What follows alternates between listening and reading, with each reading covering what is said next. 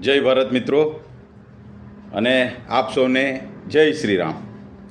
મિત્રો, આપણે ખૂબ જ આનંદ અને ઉલ્લાસથી ભગવાન શ્રીરામની જન્મજયંતિ ઉજવી અને ભગવાન મર્યાદા પુરુષોત્તમ શ્રી રામ પ્રત્યે આપણી ભક્તિ જે છે એ દર્શાવી. પણ મિત્રો, જે કોઈ પણ આવા ઉત્સવો આવે છે તે ઉત્સવો હર્ષોલ્લાસની સાથે સાથે ચિંતન મનન અને વિચાર પણ માંગી લે છે. તો એ ન્યાયે મેં આ રામનવમી ઉપર કંઈક ચિંતન મનન અને વિચાર કર્યો.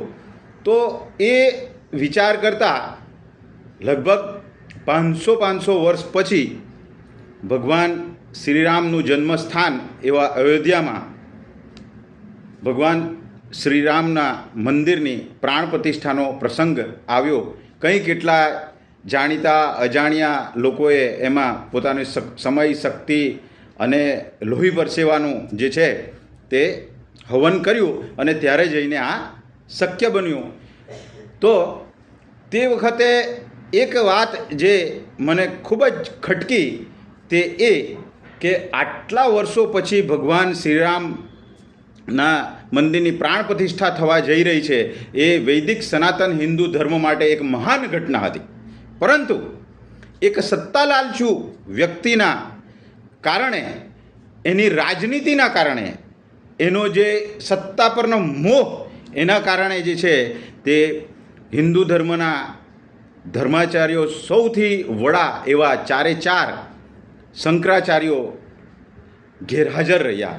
તો એ મારા દૃષ્ટિએથી આ એક બહુ જ ખરાબ ઘટના કહી શકાય. અને જ્યારે પણ આ પ્રાણ પ્રતિષ્ઠાનો ઇતિહાસ લખાશે કાલે 100 વર્ષે 500 વર્ષ પછી પણ, તો તે વખતે આ જે કલંક છે એ કે શંકરાચાર્યો સ્વયં હાજર નહીં હતા, તો એ કલંકનો જે દોષી છે એ નરેન્દ્ર દામોદર દાસ મોદી ગણાશે એવું મારું દ્રઢપણે માનવું છે.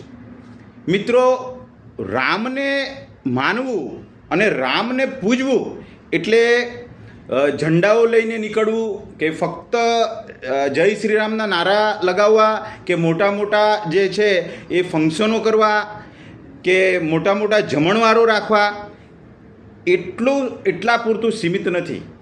એ કરવું જ જોઈએ, એનો વિરોધ નથી.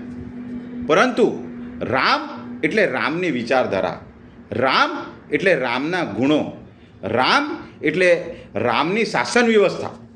તો અને રામ એટલે લોકો પર અત્યાંતિક પ્રેમ કે જે પોતાનું સર્વસ્વ ન્યોછાવર કરવા માટે સદૈવ તત્પર એવા રાજા, એવા નેતા એટલે રામ. હવે એવા રામના પ્રાણ પ્રતિષ્ઠામાં પોતાના મતોના રાજકારણને કારણે ધર્મના વડાને, ધર્માચાર્યોને પણ સાઈડ પર ફેંકી દેતા જે વ્યક્તિ વિચારતો નથી, અને તે જ વ્યક્તિ આપણી પાસે હિન્દુત્વના નામે, રામના નામે વોટ માંગે છે. વિચાર કરવા જેવી વાત છે કે રામ તો પોતાના ધર્માચાર્યોના જે પણ આદેશ છે એને ક્યારેય ઉથાપ્યો નથી. જ્યારે વિશ્વામિત્ર, રામ અને લક્ષ્મણ નાના હોય છે, તો તે સમયે વિશ્વામિત્ર રાજા દશરથ પાસે આવે છે કે તારા રામ અને લક્ષ્મણ મારે જોઈએ છે, એને મારે ટ્રેનિંગ આપવી છે, મારે લઈ જવું છે. તો ત્યારે દશરથ કહે કે મારા રામ અને લક્ષ્મણ તો હજી ઘણા નાના છે, પરંતુ એમની વાત માનવામાં નથી આવતી. ધર્માચાર્યો જે છે, વશિષ્ઠ પણ કહે છે કે એમની જોડે રામ અને લક્ષ્મણે જે છે તે વિશ્વામિત્ર સાથે જોવું જ જોઈએ, અને એ માન્ય કરે છે. તો ત્યારે કેવા ટ્રોલ કરવામાં આવે છે. જગતગુરુ શંકરાચાર્યોને આ કહેવાતા હર હર મોદી, શિવજીના સ્થાને પહોંચી ગયો આ માણસ. તો તેમના અંધભક્તો દ્વારા કેવી રીતે ટ્રોલ કરવામાં આવે છે. એટલે આજે એક વિચાર કરવાનો સમય છે. હિન્દુ ધર્મના કે સનાતન ધર્મને માનવાવાળા લોકોએ વિચાર કરવાનો આ એક સમય છે. મારું એવું માનવું છે કે લગભગ છેલ્લા 500 વર્ષમાં સનાતન હિન્દુ ધર્મને જો કોઈએ સૌથી વધારે નુકસાન કર્યું હોય તો તે શ્રીમાન નરેન્દ્ર દામોદર દાસ મોદી અને એમની ટોળકી કે એમની મંડળી કે એમની પાર્ટી કે એમના સહયોગીઓ કે એમના ભક્તો કે જે કહેવું હોય તે એમણે નુકસાન કર્યું છે. તો કોઈ કહેશે કઈ રીતે? એ લોકો તો રામને માનવાવાળા છે, એ લોકો તો હિન્દુત્વને માનવાવાળા લોકો છે.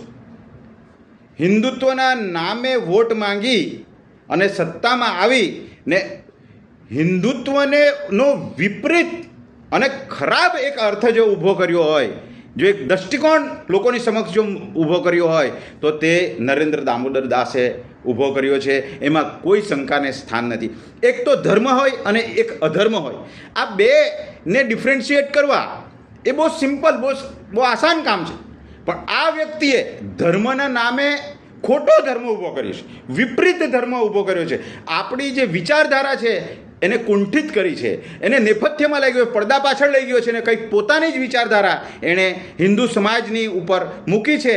અને સૌથી જો કરુણ બાબત હોય તો એ છે કે બહુમતી હિન્દુ સમાજ આ વસ્તુ જોઈ શકતો નથી. બહુમતી હિન્દુ સમાજની સ્થિતિ આજે એક અબોધ બાળકી જેવી છે કે જેને ચોકલેટ કે કંઈ બિસ્કિટ કે એવાની લાલચમાં એનો ગેરલાભ લેવામાં આવે છે, પણ એને ખબર પડતી નથી. અને જ્યારે ખબર પડે છે તો ત્યારે ઘણું મોડું થઈ ગયું હોય છે. બસ આજે બહુમતી હિન્દુ પ્રજાની આ જ સ્થિતિ છે કે રાશનના નામે કે હિન્દુત્વના નામે કે વિધર્મીઓ આમ કરી નાખશે, તેમ કરી નાખશે વગેરેના નામે જે છે તે આ રીતે હિન્દુ ધર્મી પ્રજાને જે છે આપણને સૌને ભોળવવામાં આવ્યા છે અને આપણો દુરુપયોગ કરવામાં આવ્યો છે. જાગવાનો સમય આવી ગયો છે.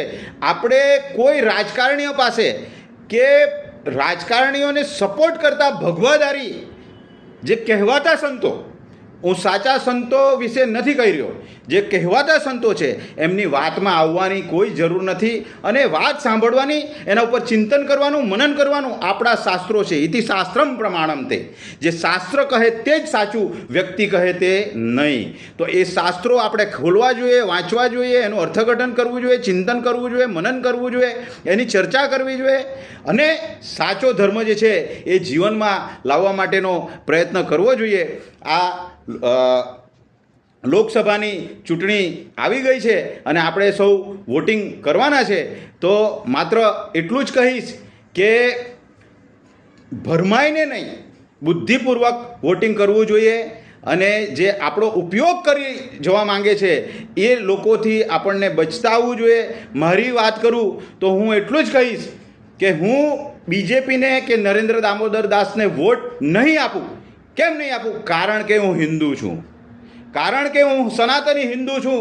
તેથી મારા ધર્મને નુકસાન કરનાર, મારા ધર્મની ખોટી વ્યાખ્યા કરનાર, મારા ધર્મની સામે વિપરીત ધર્મ ઊભો કરનાર નરેન્દ્ર દામોદર દાસને કે એની પાર્ટીને હું હાલના તબક્કે તો વોટ નહીં જ આપું.